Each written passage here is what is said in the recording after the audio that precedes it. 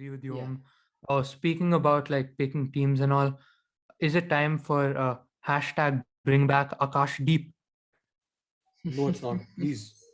For I know Siraj has been absolutely useless, but someone who is even more useless is Akash. Yeah, that too. Siraj Om has didn't had even like the see the second worst. Om didn't even see He's that had one the Akash like Deep match where he went for like like 60 runs. statistically, Siraj has had the worst. Is the worst bowler this IPL No, see, I statistically. don't mind that, okay? Like, cool. He's a good bowler. Give him his chances. Keep him in the team. Don't bring Akashdeep back in. A person who would be perfect to bring back in would be David Willey, but he's an overseas player, so we can't.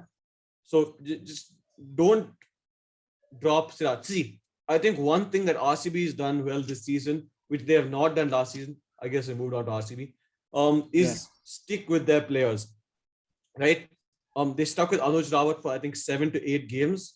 I think that was really brave of them before moving on to Rajat Patidar. They've stuck to I never thought I'd say this, but they're stuck to Virat Kohli. Okay, they're stuck to Mohammad Siraj.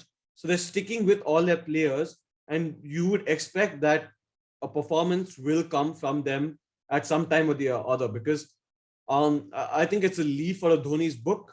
That's what Faf is doing here. He knows Dhoni really well. He knows what CSK does. You stick with your players, right? Shane Watson, you stick with him, he gives you 100 in the final. Virat Kohli, you stick with him, he'll give you runs somewhere in the next 5 games. Okay, you can see that Virat Kohli is getting so unlucky. Um, he could the flick shot of Jagdish Suchit. That ball goes anywhere a bit left or right, it's safe. He picked the fielder exactly, right? That catch of Kagiso Rabada, he plays a shot there. He touched the sliver of his glove on the way to his hip. So he's getting tremendously unlucky. And we saw a couple of shots, the cover drive and the flick shot that he played against in the previous game against the Punjab Kings. They were good, so good signs there.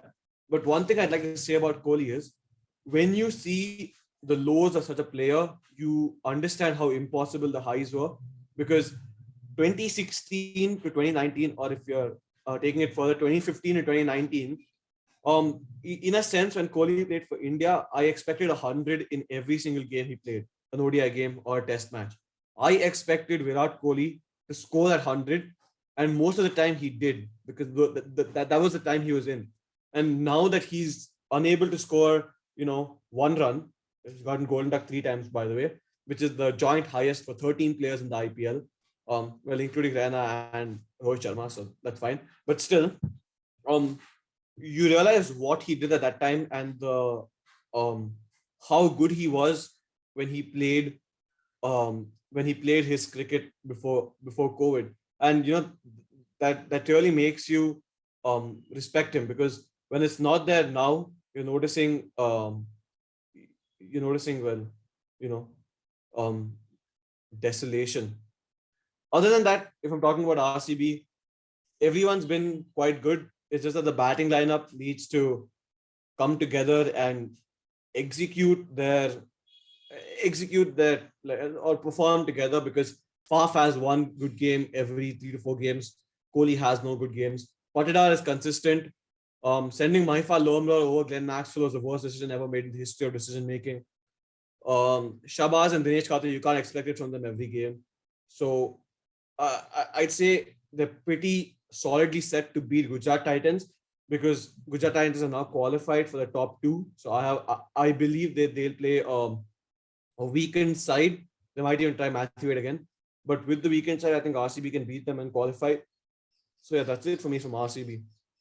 The Kings' time will come. See, the way I look at the Siraj and Akash Deep situation is, see, you can make an argument that they both are pretty bad, but then if you want to choose who to pick, look at their biceps, and Akash Deep clearly has much bigger guns than Siraj. Siraj It's is true. quite clearly lacking over there. So for me, it's a clear choice. It's a no-brainer. Akash Deep Yeah, wins. fair enough. I don't think Good Om, analysis. I don't think Om agrees with the decision-making process there. But See, you stuck with him for 12. You stuck with him for 13 games. There's no point just directly sending Akash Deep into the playoffs. just continue with Siraj now. No, the What's thing done is, you done, stuck man. with him for 13 a games, and must-win over the game. 13 games, he did terribly. So No, it's a must-win game. You need to give yourself the best chance. And up till now, Siraj hasn't been good. Bro, the thing with RCB is they don't have to bowl Mohammad Siraj. So he can just literally just be in the team.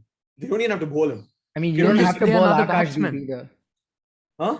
Yeah, you don't have to bowl Akash Deep either. That's like the argument should be who's a better bowler to. Either way, I think they should continue with Siraj because one day or another you'll see a game where he's taken 3 wickets, given 18 runs in 20 overs. You know who has 84 taken overs. 3 wickets in a single game? Akash Deep. I'll tell you Useful, that. useful, bro.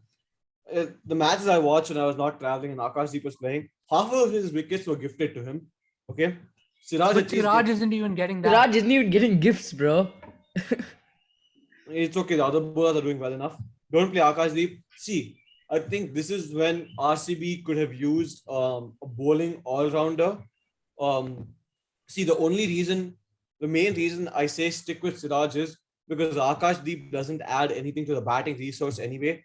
And if I'm getting only bowling, I'd rather trust an experienced campaigner like Siraj more than Akashdeep. If they had an Indian bowling all-rounder that they could genuinely pick and play, then I'd have 100% taken him.